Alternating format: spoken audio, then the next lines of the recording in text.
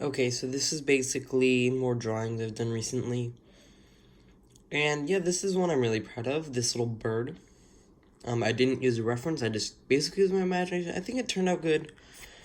The one thing I don't like is the back leaves, I guess. They don't feel like they fit, but they might. I'm not really sure how plants work.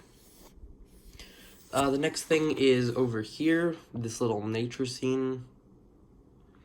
You know, I'm just trying to get better. And then I'll just let you look at the rest of the page.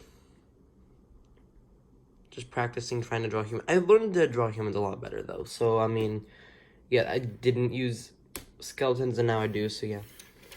Next thing is my pencil's falling off. The next thing is this. And I don't know what these are called, but they're like candles. But they're not candles, like reverse chandeliers? I don't know what they're called. Chandeliers. Oh, I think that's what they're called, candelabras. I'm not sure, but yeah, I like it. Then the last thing is going to be just some weird creatures I drew. And we'll start with this one. This one is supposed to be like mimicry of like a coral, but it's also kind of snake-like. And it produces this like venom from each of these little coral parts and from its fangs, and they attract fish. And then also they can come in swarms like this, like tons of heads on one body. The next creature is one I'm really proud of, and this one, it has appendable thumbs on its back feet, kind of bird-like, it's like a sugar glider. It has a very twisty tail, and as a tongue, it's kind of inspired by a lot of animals. I think bat ears, too. As you see, I just drew it in multiple. I like this one. It has babies, and it's just, like, protecting them, and those are ants, and it's trying to eat it. The next major creature I drew was this bug. And this may not look like a bug, but these all fall in the same thing. So these are the females and these are the males. They start off the same. I didn't draw the queen because I forgot. And I forget. Oh yeah, this thing.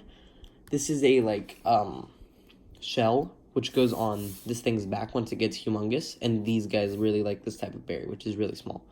I drew a size comparison somewhere. Here. This is the berry. This is an apple, and these are just two random fruits I drew. I don't know what those are yet. Basically, this creature is smaller than an apple. Oh, I just realized the size comparison. Oh, yeah, but that's the big one when it's grown up. So basically, the females build this thing. They cluster onto it. They move it onto this creature's tail. And this is basically a giant living hive.